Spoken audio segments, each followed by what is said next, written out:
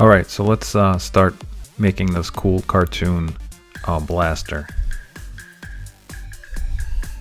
So I started the design by going to the modeling tab, and then under mesh tools there's something called create polygon, and then in the in my top view, or actually this is the side view, I started just clicking on the grid to create the base shape. And I'm kind of doing it slow because I actually don't have a reference image. I'm just kind of thinking and inventing it as I go along.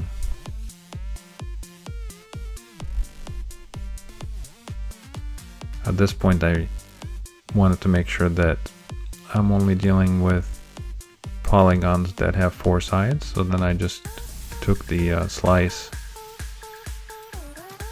knife tool and just cut the geometry to make sure each polygon has 4 or less sides.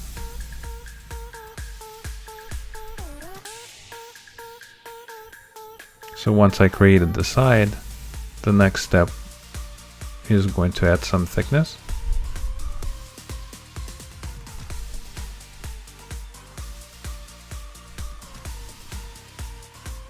So I just simply extruded the side of the mesh, and you just have to make sure you do it in the proper direction.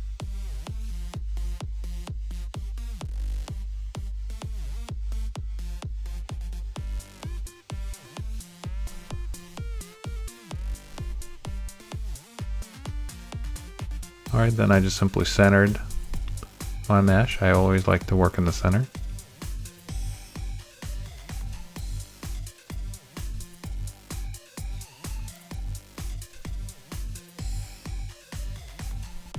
Next I was trying to figure out what would be the next good piece to work on. So I started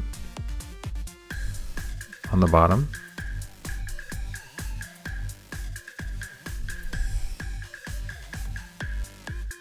And at this point I just wanted to make something interesting, so I began to kind of playing around with different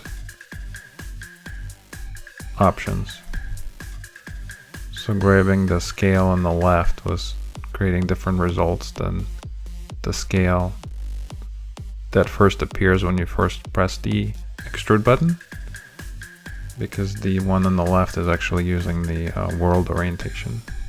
That's why I keep switching. So then I just pulled the geometry down, and this is the bottom base of the weapon.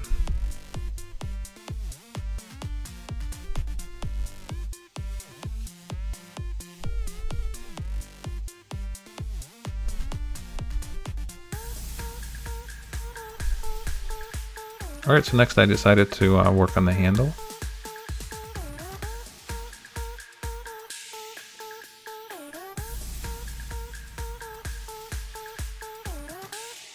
Just keep clicking the extrude button and then the move arrow to just keep pulling the geometry out.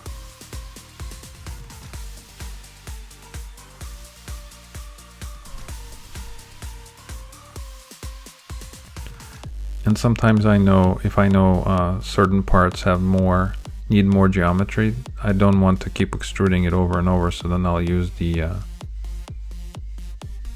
insert loops, and you will see me do that here. It's under edit mesh, mesh tools, insert edge loop, multiple edge loops, and then you can see you can quickly create extra geometry, which then you can use to kind of pull around and create a more interesting shape.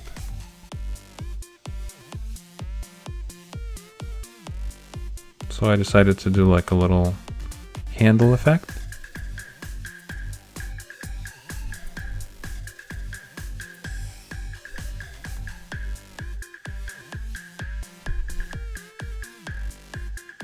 And I thought maybe it would be more interesting if the bottom was a little bit different than the rest.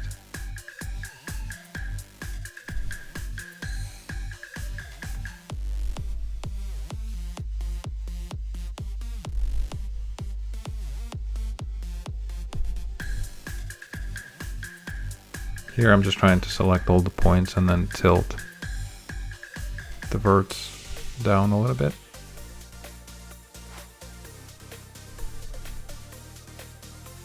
So it actually resembles like a handle.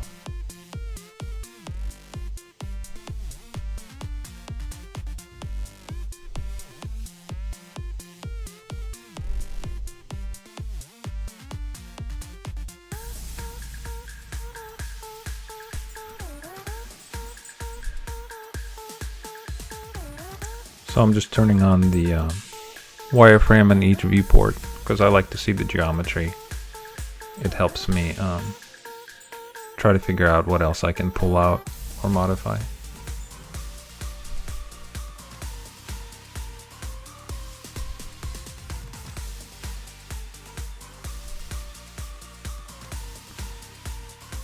Alright, next I'm going to select all the edges, and you can see right now all the edges are really sharp.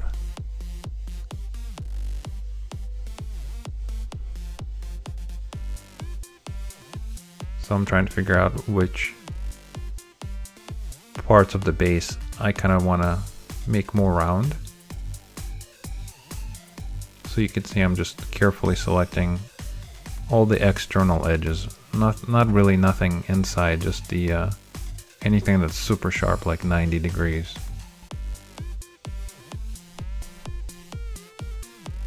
And I could have had the symmetry on at this point, but I'm just kind of casually playing around.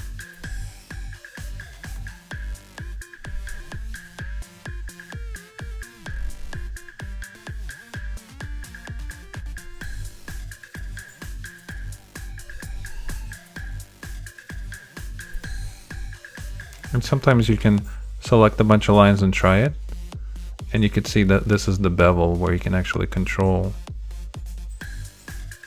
the fraction.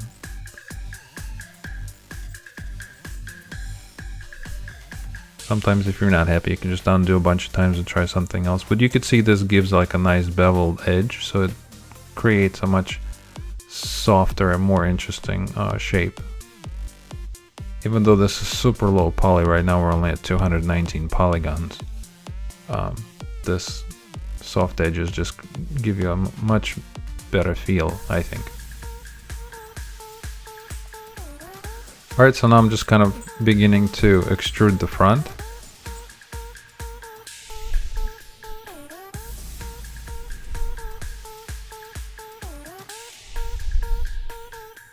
Again, I don't have a reference image, so I'm just kind of brainstorming and trying to imagine it of what might look good. And many times I'll try a bunch of things, and then if I don't like it, I'll just undo and go back and redo. But in this case, kind of worked out. I knew I didn't want to do like a boring barrel of a blaster. I want to do some more of an energy weapon, so I'm just kind of doing more of like a fork kind of thing.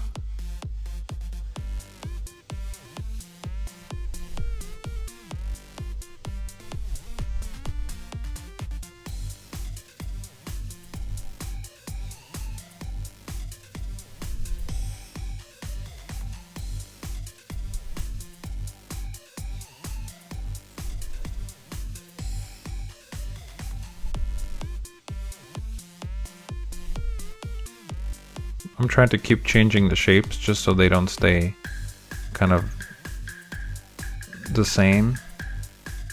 So every time you pull something out, maybe take a moment and see if you can change the base shape of it to create something more interesting.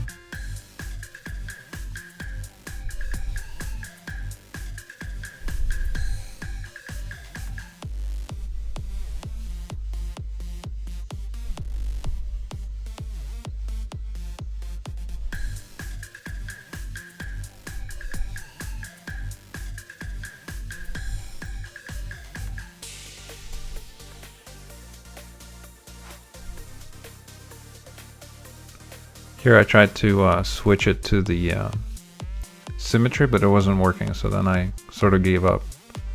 But I didn't take the time to split the mesh properly, so it's so it's symmetrical.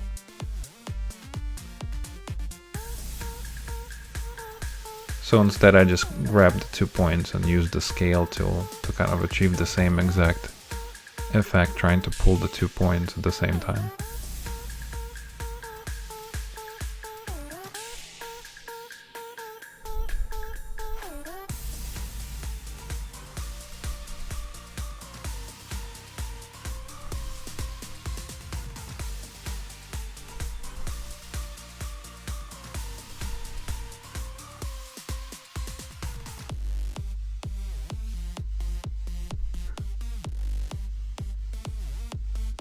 Again, just playing around, making something more interesting than just plain square. I thought sharp edges looked a little more aggressive, which works really nicely for energy weapon. And in the middle, I thought it would be cool if it had some kind of an energy source. So that's what I'm working on next.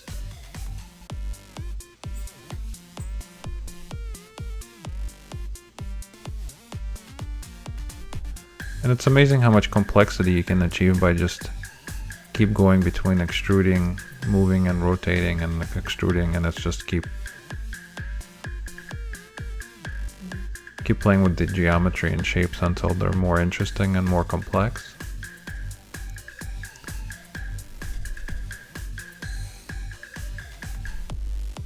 Next, I wanted to bring a sphere to the center, but I didn't want to use a sphere, the poly modeling sphere that was available, so I made one out of cube, and this way the topology of the sphere was a little bit easier to work with as far as connecting it to other shapes.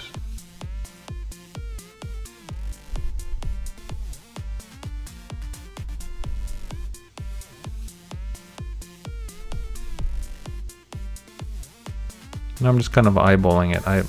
I'm not really centering it too precisely to the grid or anything. I'm just kind of making sure it feels good.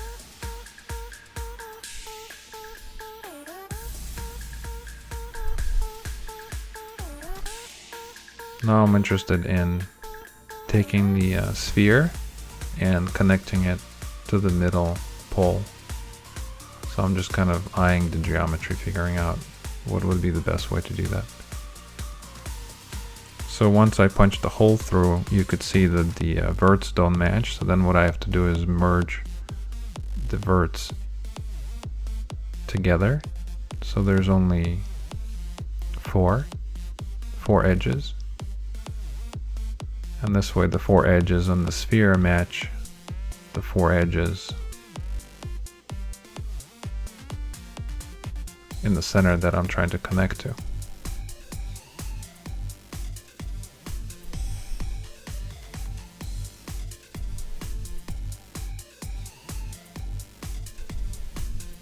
Just simply pressing the bridge tool to connect the 2 shapes.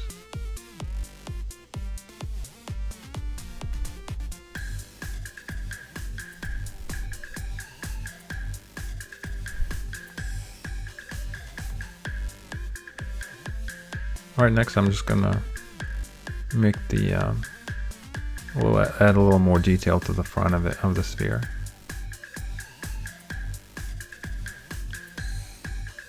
So this is a cool trick. You can actually select parts of it and then use the scale tool to kind of flatten it out.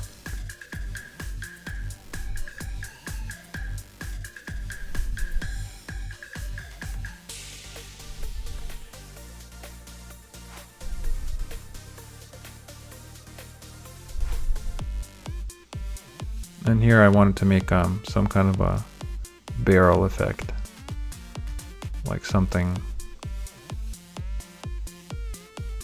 that an energy can shoot out of. But then I realized I wanted it round, so I used that really cool tool in the shelf that can take all the points and kind of turn them into a circle.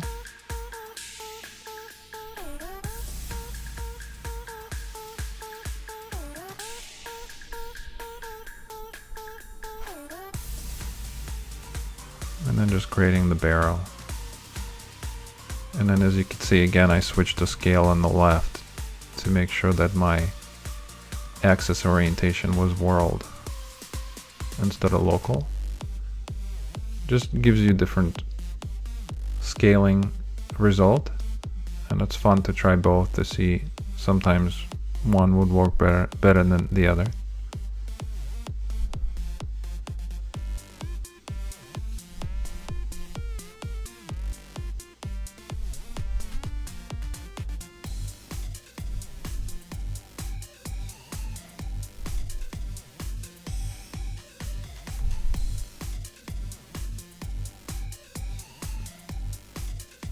In this next section, I decided to do 6 brackets to add more complexity, so it's not too simple looking.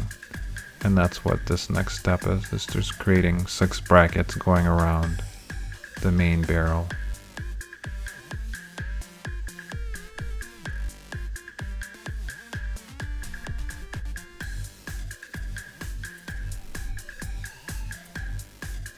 And this should look really sweet once we do the UVs and bring it into Substance Painter for painting, because this whole front of the weapon would be metal, and any kind of detail with brackets or extruded detail looks really nice in Substance.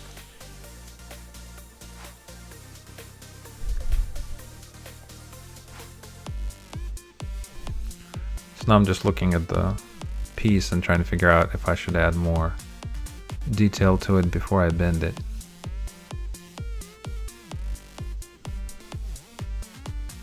So just like with the handle, I thought maybe it would be neat to extrude couple elements to just create a little more detail.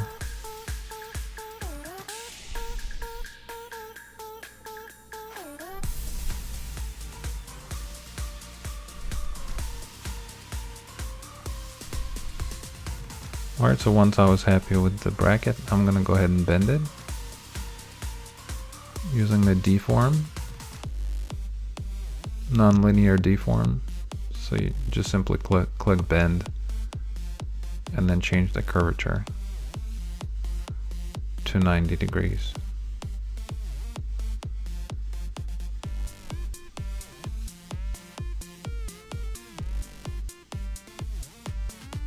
And once you're done and you're happy, you just want to make sure you clean the history to get rid of that blue pole there. And now the shape is kind of baked in, so you can't modify it anymore, but I don't need to.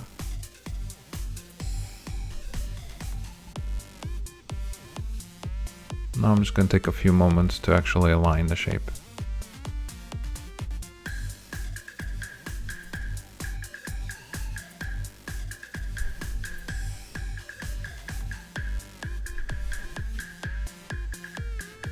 So to do that, I was kind of using literally all 4 views just to make sure that it looks nice from each direction.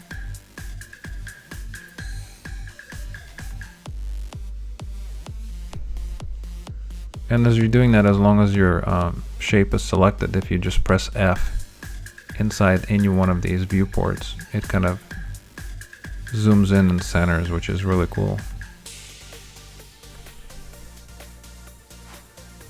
If you press A, it will frame into all of your objects. If you press F, it will only focus on the one that you actually have selected.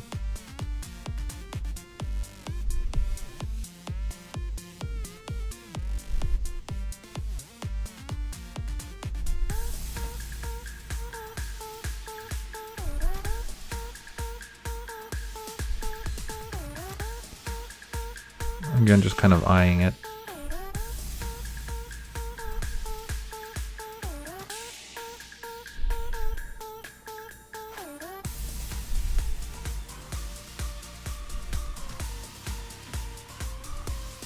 Next, I pressed Ctrl D to duplicate it.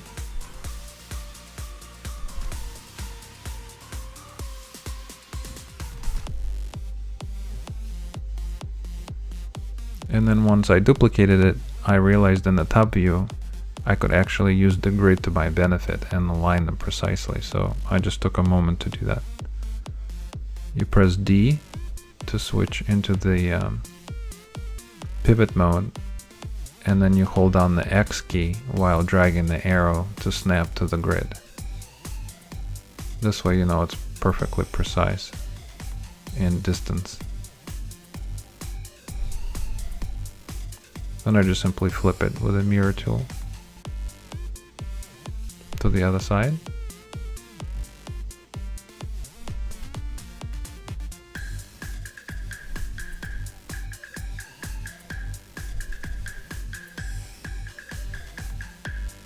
And it's already looking really nice, but then I just felt like I needed a little more detail.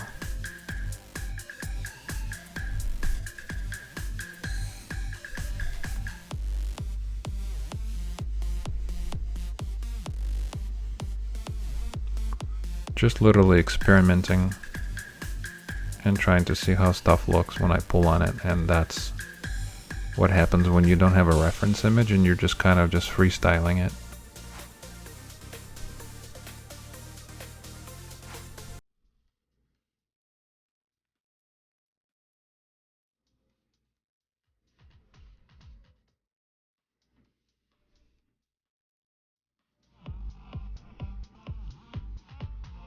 So now I'm just trying to create something more sort of aerodynamic, so it looks a little more organic and not so bulky.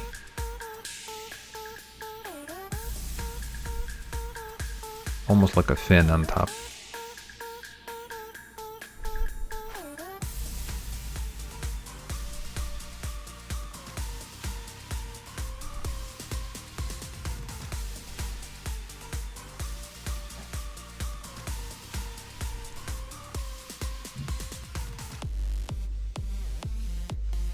Here I selected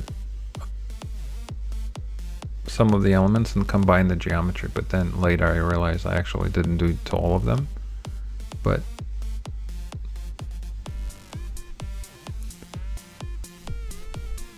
next I decided to add a little more shape to the handle. It looked too simple, not interesting enough. So using the soft selection is a cool way to create organic feel of the shape. You just have to figure out if you're doing the volume, it will grab all the pieces around you, and then if you do surface, it will only affect the piece that you're actually working on. So like if you have two separate pieces of geometry that are not connected and you want to affect both of them, you want to use volume, right? Because it's going to affect two or more, however many you have. But then if you only want to affect a specific one you only have selected, you must use surface for soft selection, so keep that in mind. For me at this point it actually doesn't matter because this whole backhand is one solid piece.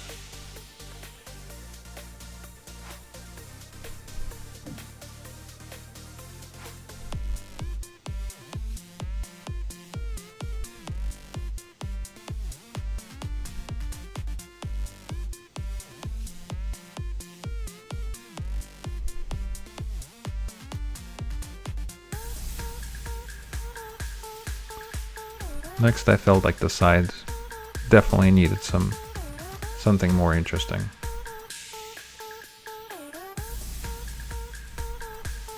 So I manually selected both of them again instead of using symmetry.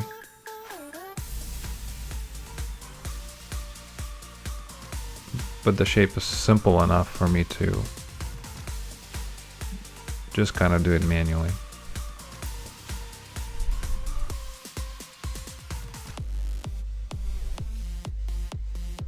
So you see I tried the local scale, that I wasn't happy with that, so I went to the world scale and that moved all the pieces beautifully. Here I realized later I can't just simply move them, I actually have to scale them to make sure that they both go out at the same time.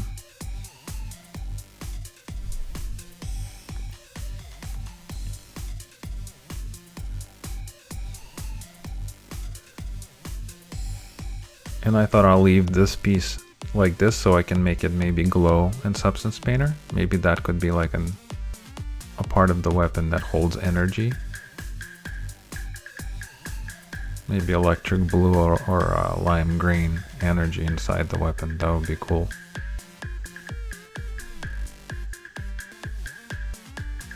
Beveling the edges again. I don't like to see anything sharp. And sharp things are also not very good for Substance Painter. A lot of times you'll get defects when things are just 90 degrees sharp. So that's good practice not to have that.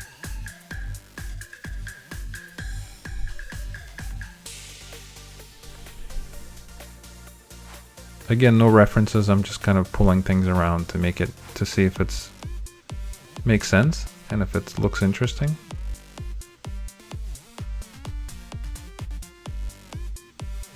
At this point, I realized I actually don't have a trigger for my weapon, so I decided to add one.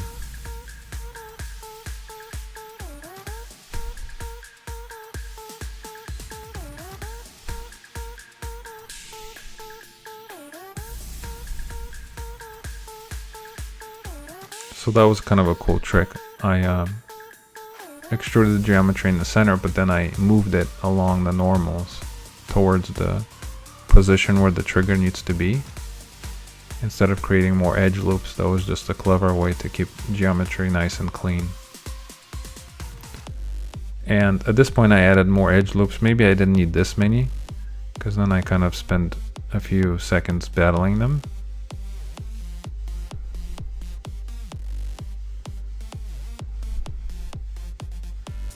So at this point I was trying to think of where the finger would go, so maybe there's some indentation.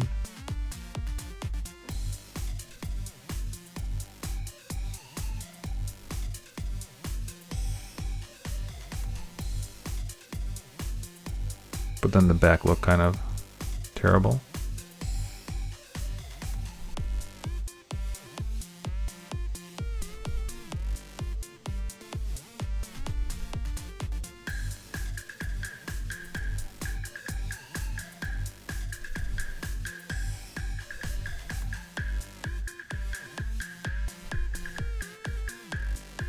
Again, I think I made a little bit too many points for that that part there.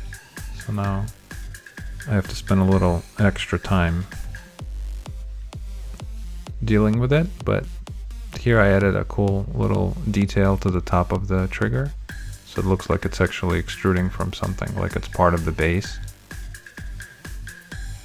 And you see at this point I left the local scale on instead of switching to world, so that actually served to my benefit. So you just have to figure out how you want the geometry to extrude when it comes out and see if that works. If not, you can try the world scale instead.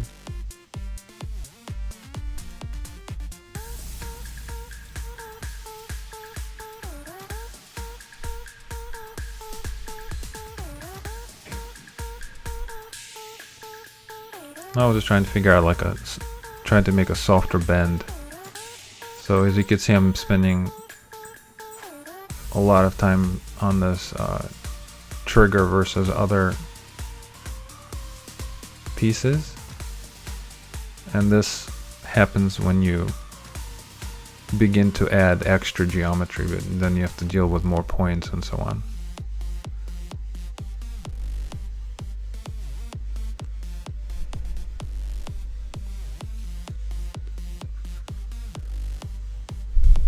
This is when I realized I actually didn't connect all the elements. Easy fix.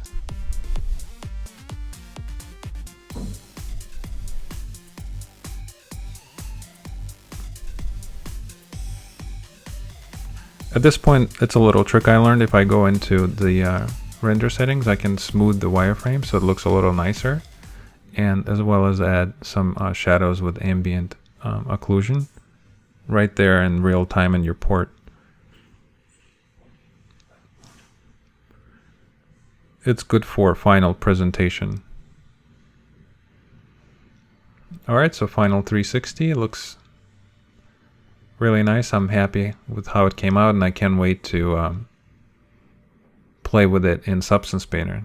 Add some cool glows and more detail. And at the very last second I realized the bottom of the handle could actually look a little more interesting than just flat. So that's what I'm doing there. So I hope you enjoyed this video. If you like this, the next part 2 is going to be doing UVs, and then we're going to take this guy and bring him into Substance Painter for some cool textures. All right, thanks a lot for watching.